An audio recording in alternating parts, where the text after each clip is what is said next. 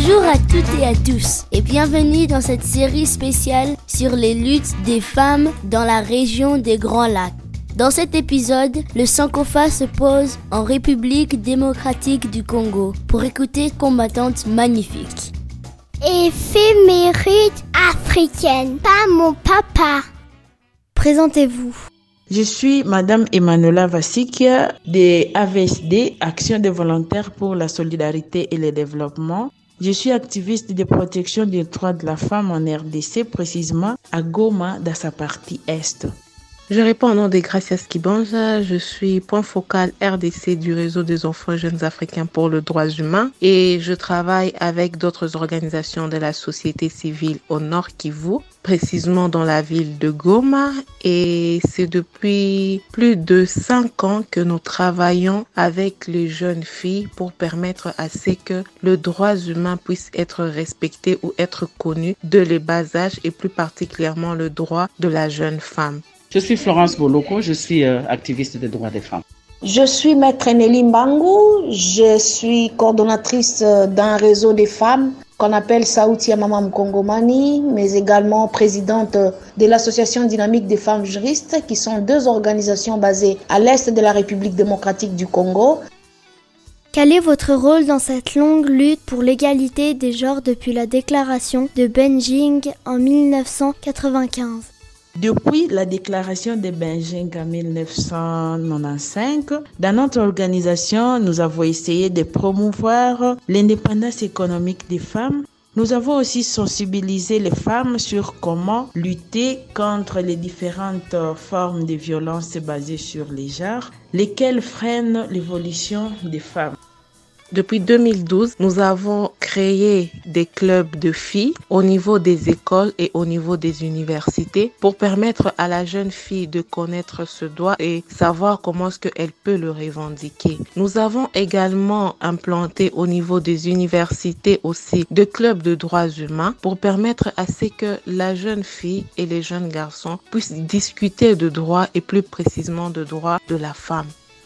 Depuis la déclaration de Beijing en 1995, je me suis impliquée activement dans la mise en œuvre des 12 domaines critiques de Beijing, tous les 12 domaines critiques de Beijing.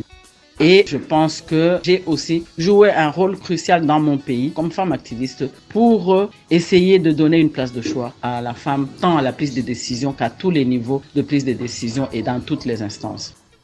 Comme vous le savez, la République démocratique du Congo, surtout l'Est de la RDC, a connu beaucoup de difficultés liées à la protection et à la sécurité des femmes. Et en 2006 déjà, je me suis lancée en tant qu'activiste des droits de la femme à pouvoir accompagner les survivantes de violences sexuelles devant le cours des tribunaux où je les ai accompagnées gratuitement. Ensemble avec mon organisation et d'autres collègues, nous avions mis des programmes de leur éducation, leur formation en tant que femmes pour qu'elles comprennent qu'elles avaient des droits et qu'elles pouvaient les réclamer. Et après cela, nous sommes engagés suffisamment dans la promotion du leadership des femmes dans notre communauté et nous avons mis des noyaux de femmes pour défendre leurs droits dans différentes communautés, surtout dans différents territoires de la province du Nord Kivu, où aujourd'hui nous avons plusieurs femmes qui sont reconnues comme des femmes leaders qui s'occupent des questions des violences sexuelles, qui aujourd'hui ont beaucoup de capacités d'atouts de pouvoir les défendre devant le cours des tribunaux même parfois, mais également en tant que parajuristes, nous avons engagé des femmes en tant que parajuristes à pouvoir accompagner les victimes dans leur communauté jusqu'à les amener devant le cours des tribunaux pour nous les laisser, nous, les accompagner comme en tant qu'avocates. Je me suis engagée fortement parce que j'ai compris que les droits de la femme, ce sont des droits inaliénables, c'est des droits qui doivent être protégés. Et des personnes qui commettent des infractions contre les droits de la femme, quand je regarde l'historique de mon pays, ils n'étaient pas poursuivis. Et c'est comme ça que moi, ensemble avec les autres collègues, nous nous sommes dit qu'il fallait poursuivre tous les auteurs de violences sexuelles pour les amener à répondre de leurs actes devant la justice. Pour ce qui est pays africain, en particulier de votre pays, quel bilan tirez-vous ? Je dirais qu'il y a toujours un blocage. Les femmes de la RDC sont toujours victimes des inégalités et discriminations variées. Pas d'accès aux droits, aux possibilités, aux ressources. Peu de femmes occupent les postes de prise de décision en RDC. Effectivement, ce genre de club permet aussi à la jeune femme de pouvoir avoir des espaces d'expression parce que dans nos us et coutumes, la jeune femme n'a pas le temps de parler. La jeune femme n'a pas le temps d'être écoutée. Et cela se répercute même dans ces années-ci. Pourtant, il y a plusieurs années que le monde a commencé à promouvoir le droit de la femme. Mais jusqu'à présent, il y a des us et coutumes rétrogrades africaines qui continuent encore à bloquer la jeune femme pour qu'elle ne puisse pas s'épanouir.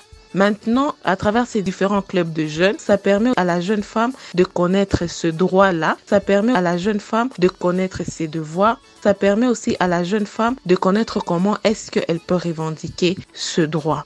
Nous faisons également des campagnes de plaidoyer auprès des leaders religieux parce que nous savons qu'en Afrique et plus particulièrement dans mon pays, la RDC, les leaders religieux, tout ce qu'ils disent, ce sont des choses qui sont bien conçues ou qui sont très bien acceptées par la population ou par le monde.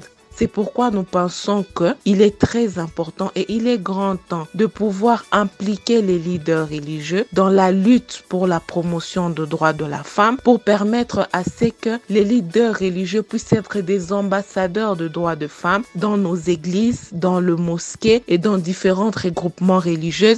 Et cela va permettre à ce que la femme puisse avoir une place considérable au niveau de mon pays et au niveau africain. Le bilan, il est ce qu'il est, mais je me dis que c'est un processus. C'est un processus et nous sommes dans la lutte. Il n'y a pas un jour où nous allons décréter pour dire ok, nous arrêtons avec les droits des femmes, avec la recherche de la promotion des droits des femmes parce que nous avons atteint notre objectif. C'est un processus et nous y allons progressivement. Nous savons qu'un jour nous y arriverons. Mais dans l'entretemps, nous essayons de nous y mettre toujours dans la mise en œuvre des 12 domaines critiques de Beijing. Il y a un défi majeur. Je reconnais les défis par rapport à la protection de la femme. Je reconnais que les femmes, surtout, les femmes de l'Est ont beaucoup de difficultés liées surtout à la question de l'application même des lois. Au niveau de mon pays, je sais qu'il y a encore beaucoup de choses à faire, bien que je reconnais qu'il y a aussi beaucoup d'évolutions parce que nous avons quand même un arsenal juridique assez fort. Mais nous avons une difficulté, c'est l'application de lois au niveau de la République démocratique du Congo. Il y a aussi beaucoup de choses qu'il faut améliorer. C'est cet écart entre la coutume et les lois où nous sentons qu'il y a beaucoup d'écart parce que les gens continuent encore à croire à la coutume au lieu de suivre ce que dit la loi. Et nous sommes en train de sensibiliser les communautés, que les communautés comprennent. Ce sont plus les lois qui doivent primer dans un milieu où la coutume a battu son plan. Quelles sont les raisons des échecs, retards, chantiers restants ? Les coutumes rétrogrades sont les blocages dans plusieurs pays. Le désintéressement des questions liées aux femmes par quelques hommes sont à la base de l'échec et retardent l'atteinte des objectifs nous assignés.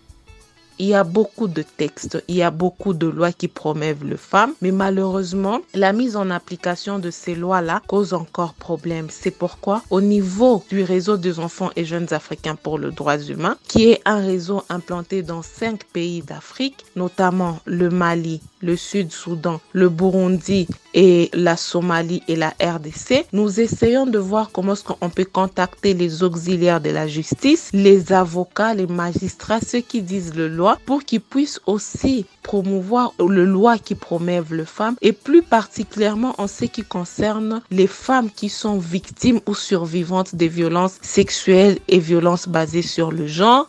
Et étant donné que mon pays, c'est un pays post-conflit, mon pays, c'est un pays qui est considéré comme le pays où il se passe beaucoup de viols et ma province même, le Nord Kivu précisément, c'est parmi les provinces qui sont réputées comme capitale du viol au niveau mondial. Nous essayons d'encadrer ces femmes victimes de viols. Nous essayons aussi de sensibiliser ou de vulgariser les lois qui promeuvent les droits des femmes, plus particulièrement les femmes qui sont victimes de viols, des abus sexuels et qui, à travers ces abus-là, deviennent enceintes. C'est pourquoi, à partir de 2016, nous avons essayé d'effectuer une campagne de plaidoyer dénommée Mythe de Maputo pour favoriser ou pour permettre à ce que le protocole de Maputo, qui est un protocole africain, puisse être vulgarisé dans mon pays, mais également pour que mon pays qui n'accepte pas l'avortement puisse quand même accepter à ce que les femmes qui ont été victimes de viol ou qui ont été victimes d'inceste puissent pouvoir quand même accéder à ce droit-là. Les raisons sont multiples. Je prendrais par exemple les us et coutumes, donc les pesanteurs culturelles. Ça, ce sont des raisons. La mauvaise foi des hommes politiques, la volonté politique qui n'est pas là. Ça aussi, c'est une des raisons. Mais également les femmes nous-mêmes, parce que nous nous sous-estimons très souvent. Nous ne sommes pas sûrs de ce que nous faisons. Nous regardons toujours des côtés des hommes. Mais il y a les pesanteurs culturelles, il y a les us et coutumes, il y a le manque de volonté politique et l'hypocrisie des hommes qui ne veulent pas reconnaître les valeurs des femmes. Je suis aussi parfois en difficulté de comprendre que malgré l'existence des différents instruments juridiques, mais nous sentons encore qu'il y a un parcours assez énorme à pouvoir faire par rapport surtout à mon pays, parce qu'il n'y a pas beaucoup d'engagement de la part des autorités. Et donc pour moi, je pense que les autorités devraient aussi s'engager pour que la question de la promotion de l'égalité des genres soit une réalité dans notre communauté. Il y a aussi la question de la prise de conscience collective, où toutes les communautés doivent prendre conscience par rapport aux droits de la femme, savoir que le droit de la femme est une réalité, c'est quelque chose, c'est des lois, c'est des droits inaliénables que tout le monde doit respecter et que tout le monde doit suivre, et surtout à la loupe, parce qu'en fait, il y a dans mon pays des femmes qui sont victimes de violences sexuelles par ignorance, mais également des femmes qui sont victimes de violences sexuelles par le fait même de la coutume, où la coutume pense qu'elle doit s'interférer par rapport aux droits des femmes. Comment voyez-vous le futur des droits des femmes africaines et de votre pays ? Dans l'allure où vont les choses, nous avons espoir qu'il y aura toujours un changement positif en Afrique en général, plus particulièrement en RDC où les autorités ont compris que la femme peut aussi occuper les postes de prise de décision, où l'homme a compris que la femme peut aussi travailler pour le bien-être de sa famille. Effectivement, nous savons qu'il y a encore un très long chemin en ce qui concerne la promotion de droits humains ou précisément de droits de la femme en Afrique et dans mon pays, mais quand même le processus est en marche et avec la volonté de nos décideurs, avec la volonté des décideurs de mon pays et plus particulièrement du Parlement, la femme aura accès à ce droit, la femme aura accès à des textes qui la protègent. Le futur des droits des femmes africaines et de notre pays, je me dis que c'est la lutte qui doit continuer. La lutte doit continuer. Les femmes doivent lutter pour qu'un jour, nous obtenions l'égalité que nous recherchons. Nous avons besoin de 50%, 50%. Mais les hommes se cramponnent à 30%. Ce n'est pas ce qui est recherché. Nous, à Beijing, on nous avait dit que c'était 50%. 50% d'hommes et 50%. Il ne manque pas de femmes pour faire ça. Voilà encore un manque de volonté politique de la part des hommes qui, la plupart, sont au pouvoir. Ce qui n'est pas le cas pour les femmes. Donc le futur des droits des femmes, c'est-à-dire que la femme africaine ne doit pas se fatiguer tant qu'elle n'aura pas atteint son objectif d'arriver à l'égalité, à la parité entre les hommes et les femmes dans toutes les instances de prise de décision. Je voudrais donner un message d'espoir aux femmes. Je pense que les femmes de mon pays aujourd'hui se sont levées pour lutter pour leurs droits et je reconnais le rôle que jouent les femmes dans mon pays. Je sais qu'avec les femmes, mon pays gagne plus. Pourquoi? Parce que dans mon pays, il y a plus de femmes que de hommes. Je sais que si les femmes sont mises à l'écart dans la gestion de la chose publique, ça veut dire qu'il n'y aura pas le développement qui va s'engager efficacement dans mon pays. Je reconnais le rôle des femmes, je reconnais leur capacité de pouvoir engager le développement, de pouvoir s'assurer que le développement est là. Je reconnais que les femmes de mon pays sont des femmes en tout cas uniques parce qu'elles ont vécu des situations terribles mais elles n'ont pas baissé leurs bras. Voilà pourquoi j'ai dit j'encourage les femmes à pouvoir s'engager fortement pour la défense de leurs droits, à pouvoir s'engager fortement pour la question de l'égalité des genres, à pouvoir s'engager fortement sur la question de la protection, de la promotion de leurs droits. Avez-vous un dernier mot aux auditrices et aux auditeurs du podcast? Nous ne cesserons pas de remercier la Commission de l'Union africaine et ses partenaires des Nations Unies pour leurs soucis et efforts de tout faire pour que les droits des femmes deviennent une réalité. Et je vous remercie. J'invite les femmes à ne pas baisser les bras. Les femmes doivent continuer les revendications. Les femmes doivent toujours se mettre debout pour lutter pour qu'elles obtiennent une place au soleil. C'est quoi une place au soleil? C'est que les femmes doivent participer à la gestion de la chose publique. Les femmes doivent se retrouver dans toutes les instances de prise de décision de la base au sommet. Donc j'invite les femmes à se mobiliser davantage, à entraîner avec eux les hommes qui sont genrés, les hommes qui sont gender sensitive, qui peuvent les accompagner dans cette lutte. Parce qu'il y a des hommes qui croient en les femmes, qui croient que les femmes sont capables de quelque chose, que les femmes peuvent faire quelque chose pour arriver un jour à atteindre les objectifs tant recherchés, c'est-à-dire la participation de la femme, l'égalité entre les hommes et les femmes dans toutes les instances, dans tous les domaines de la vie. De manière globale, j'aime mon pays, j'aime la RDC, j'aime toutes les femmes du monde. Je vous aime, vous toutes les mamans du monde. Et je pense que ce mois de la femme, c'est un mois qui est donné aux femmes de pouvoir encore évaluer leur capacité de s'engager fortement, mais également de pouvoir évaluer les résultats de leur travail. Et je me dis que le chemin est encore long. Nous devons encore nous battre pour que les droits de la femme soient une réalité. Merci. Mon cliché africain du jour est une délicieuse citation extraite du livre Ras-le-bol des superhumaines de Michel Fitoussi, paru en 1997. Je cite: Avant tout était simple. Lui, Tarzan, il chassait. Elle, Jane, elle cueillait. Lui, Tarzan, il savait. Elle, Jane, elle admirait et fermait sa gueule, même si elle savait aussi. Merci à toutes les femmes et les hommes de RDC qui ne ferment pas leur gueule devant les violences faites aux femmes dans ce pays. Bonne journée et à demain.